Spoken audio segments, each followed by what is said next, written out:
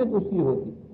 یہ قرآن بھی رسول اللہ نے دیا، یہ کہہ کے دیا خدا کی طرف سے میرا دوسرا صحیفہ اگر حضور کی اپنی سنت اور احادیث کا اس انداز سے آپ دیتے اور ہم امت کے پاس غیر محرف شکل میں ہوتا، انہیں کہا جاتا کہ یہ حضور کے اقوال و ارشادات ہیں، یہ جو موجود ہیں ان کے متعلق تو یہی چیز ہوگی کہ یہ منسوب ہے حضور کی طرف، اس طرح سے مرتب ہوئے، یوں ہماری طرف آئے۔ اب ان کی بنیادوں کے اوپر ہمارے ہاں قرآن کریم کی تفسیر کی جاتی ہے، اور اس تفسیر کے متعلق یہ کہا جاتا ہے کہ اس سے الگ تفسیر نہیں بیان کی جا سکتی، کیونکہ یہ تفسیر خود رسول اللہ کی بیان فرمودہ ہے۔ یہی وہ دوسری غلطی آ گئی، رسول اللہ کی بیان فرمودہ نہیں ہے، بلکہ ان روایات میں یہ آیا ہے جو اس طرح سے مرتب ہوئی، اور وہ بھی رسول اللہ کا جو مطلب ہے، معنی جو تھے ان الفاظ کے جو حضور نے فرمائے۔ سب سے پہلا راوی جو ہے وہ بھی الفاظ نہیں حضور کے بیان کرتا، وہ کہتا حضور نے کچھ فرمایا جس کا مطلب میں یہ سمجھا ہوں اور آگے بات چلی۔ یہ بنیادی طور پہ سمجھ لینا ضروری ہے۔ جتنی تفاسیر ہمارے ہاں کی ہیں وہ سب اسی طرح سے مرتب ہوئی۔ سب سے پہلی تفسیر آپ کے ہاں امام طبری کی تفسیر وہ کہلاتی ہے، وہ امام بخاری سے بھی ذرا بعد میں ہوئے ہیں، ان کی وفات 310 ہجری میں ہوئی ہے۔ پہلی مفصل کامل تفسیر وہ امام طبری کی ہے، 30 جلدوں کے اندر۔ انہوں نے ہر آیت کے متعلق روایات جمع کر دی ہیں۔ اب سیدھی بات ہے کہ جب روایات کے متعلق یہ کہا جائے کہ یہ رسول اللہ صلی اللہ علیہ وسلم کے ارشادات ہیں، تو گویا یہ تفسیر جو ہے وہ خود رسول اللہ صلی اللہ علیہ وسلم کی قرآن کی بیان کی ہوئی تفسیر ہو گئی۔ اب اس کے بعد جب ہم آگے چلے ہیں، جتنی تفاسیر لکھی گئی اس کے بعد، ان سب کی بنیاد امام طبری کی اس تفسیر کے اوپر۔ اگر اس میں کچھ زیادہ ہوا ہے تو یہ ہی کہ بعض احباب نے ان سے الگ مجموعے بھی تو ہے نا، میں نے کہا ہے کہ احادیث کے تو بہت مجموعے ہیں، تو انہوں نے یہ کہا کہ نہیں، یہ روایت جو طبری نے دی ہے یہ روایت ضعیف ہے، اس کے مقابلے میں فلاں روایت جو ہے وہ قوی ہے زیادہ، اس لیے اس کی جگہ یہ ہونی چاہیے۔ تبدیلی اگر ہوئی ہے تو اتنی ہوئی ہے۔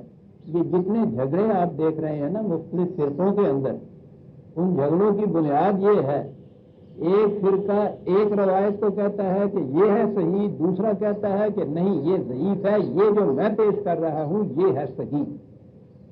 یہ اختلاف ہے ان کے ہاں سے۔ روایات میں بھی، تفاسیر میں بھی اگر ایک تفسیر دوسرے سے کہیں اختلاف کرتی ہے تو وہ اسی حد تک کہ انہوں نے یہ کہا ہے کہ وہ روایت ضعیف ہے، کمزور ہے، میں جو روایت پیش کر رہا ہوں یہ اس سے زیادہ قوی ہے۔ جنہوں نے اس میں اپنے خیال سے کچھ کہا ہے، جیسے امام رازی کی تفسیر کبیر ہے، یا اور بھی تفاسیر ایسی ہیں جنہوں نے خود اپنے طور پہ بھی کچھ کہا، ان کو کنڈیم کر دیا گیا کیونکہ وہ تفسیر بالرائے ہیں، اور اس کے لیے دلیل یہ دی کہ رسول اللہ صلی اللہ علیہ وسلم کی فرمودہ تفسیر کے خلاف ہے، یہ اس لیے ہم کیسے اس کو تسلیم کریں۔ اس میں کوئی شبہ نہیں کہ جب بھی یہ کہہ دیا جائے کسی مسلمانوں سے کہ صاحب یہ تفسیر حضور کی تفسیر کے خلاف ہے، اس سے الگ ہے، تو وہ کون ہے مسلمان جو اس کو برداشت کر سکے گا یا دے گا؟ لیکن وہ جو درمیان کی وہ اتنا سا نقطہ ہے نا کہ رسول اللہ صلی اللہ علیہ وسلم کی نہیں ہے بلکہ منسوب الرسول ہے، یہ بات نہیں واضح کی جاتی۔ بہرحال یہ جو ان آیات کی تفسیر ہے کہ نبی اکرم صلی اللہ علیہ وسلم کو ایک رات مکے سے پہلے جبریل تشریف لائے اور آپ کو یروشلم لے گئے، بیت المقدس لے گئے، بیت المقدس سے پھر آپ کو جبریل عرش معلیٰ کی طرف لے گئے، آسمانوں کی طرف، اور واپس اسی طرح سے آپ تشریف لائے۔ یہ تفاسیر کے اندر یہ واقعہ جو بیان ہے، روایات کی روح سے یہ واقعہ بیان ہے۔ اس واقعہ کی جزیات میں کہیں کہیں تھوڑا بہت فرق ہے، وہی روایات کے فرق کی بنا پر، لیکن ماحصل جو ہے اس کا وہ ہر جگہ ایک ہی ہے۔ اس میں ہمارے ہاں کے متقدمین ہوں یعنی پہلے زمانے کے مفسر، یا متاخرین ہوں ہمارے زمانے کے مفسر، بنیاد ان کی تفسیر کی یہی ہے روایات۔ اس واقعہ کو آج بھی کس طرح بیان کیا جاتا ہے میرے پاس تو متقدمین کی بھی تفاسیر ہیں جن میں یہ سارے واقعات درج ہیں. میں نے یہ مناسب سمجھا ہے کہ ہمارے دور کے اندر متاثرین میں سب سے متاثر جو ہے مولانا ابوالعلا مودودی ہیں. بڑی ضخیم تفسیر انہوں نے لکھی ہے. واقعہ معراج کے متعلق انہوں نے ریڈیو پہ تقریر ایک کی. ریڈیو کی تقریر تو آپ جانتے ہیں ساری دنیا میں نشر ہوتی ہے. قرآن کریم کی ان آیات کی تفسیر ریڈیو پر مودودی صاحب کی زبان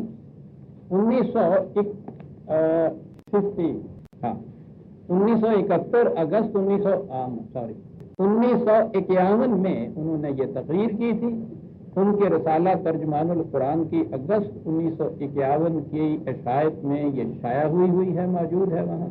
پھر اس کے بعد انہوں نے تفسیر وغیرہ میں بھی یہ لکھا. اس تقریر میں جو ریڈیو پہ ہوئی تھی، میں اس لیے اس پہ یہ زور دے رہا ہوں کہ یہ پھر دنیا بھر میں قرآن کی ان آیات کی یہ تفسیر نشر ہوئی. کہا یہ گیا کہ یہ رسول اللہ صلی اللہ علیہ وسلم کی بیان فرمودہ ہے، اور وہ یہ تھی حضرت محمد صلی اللہ علیہ وسلم کو پیغمبری کے منصب پر سرفراز ہوئے 12 سال گزر چکے تھے. 52 سال کی عمر تھی. کعبہ میں سو رہے تھے. یکایک جبریل فرشتے نے آ کر آپ کو جگایا. نیم خفتہ و نیم بیدار حالت میں اٹھا کر آپ کو زمزم کے پاس لے گئے. سینہ چاک کیا، زمزم کے پانی سے اس کو دھویا، پھر اسے علم اور بردباری اور دانائی اور ایمان و یقین سے بھر دیا. میرا خیال ہے کہ میں تنقید چھوڑتا چلا جاؤں، تنقید آپ خود کر لیجیے. 12 سال منصب نبوت سے فائز ہوئے بھی گزر چکے. 12 سال کے بعد یہ عمل تطہیر جسے کہا جائے گا یہ عمل میں آ رہا ہے.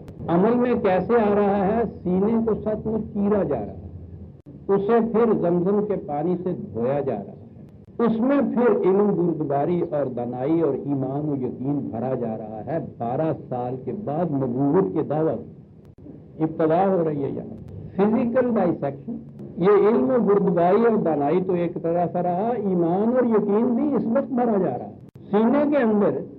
فزیکل ڈائسیکشن کے بعد میں اس لیے یہ زور دے رہا ہوں کہ یہ وہ تقاریر ہماری ہیں جو ساری دنیا میں جا رہی ہیں.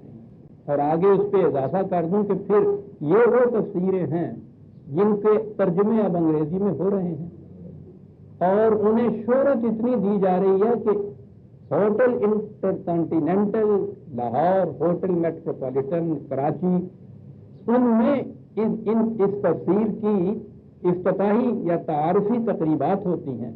ان کے انگریزی کے ترجمے ہوتے ہیں، انہیں دنیا بھر میں نشر کیا جاتا ہے. یہ ہے وہ جو چیز اس کے اندر دی جاتی ہے دنیا کو قرآن کی تفسیر حضور کی زبان مبارک سے. یہ ہے مقام نبوت جو پہلے فکرے میں پیش کیا جا رہا ہے. علم بردباری اور دانائی اور ایمان و یقین سے بھر دی. اس کے بعد آپ کی سواری کے لیے ایک جانور پیش کیا جس کا رنگ سفید اور قد خچر سے کچھ چھوٹا تھا.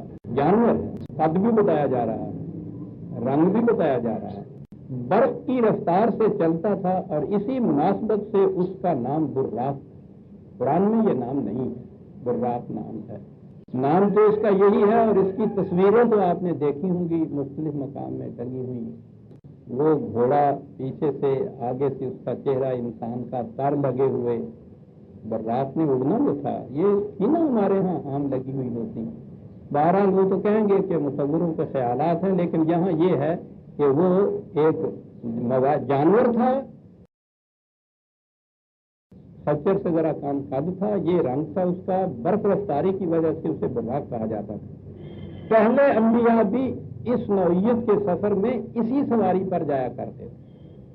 جانور تھا جو حضرت نوح علیہ السلام کے وقت سے لے کر حضور کے زمانے تک اسی سواری کے لیے مخصوص تھا جو رکھا جائے. جانور تھا فزیکل، اسی صورت میں اس کو خچر کے برابر ایک جانور کہیں گے نا، کہ جو وہ طبی طور کے اوپر ایک مویشی جیسا ایک جانور ہوگا، اس کے لیے وہ مخصوص تھا. جب آپ سوار ہونے لگے تو وہ چمکا. جبریل نے تھپکی دے کر کہا، دیکھ کیا کرتا ہے. جس پر حضرت نوح علیہ السلام سے لے کے حضرت عیسیٰ علیہ السلام تک انبیاء سواری کرتے چلے آئے. ڈرتا بھی ہوں میں یہ چیزیں کہتے ہوئے، لیکن ایک ایک فکرے میں تو کچھ کہنا ہی پڑے گا. دیکھ کیا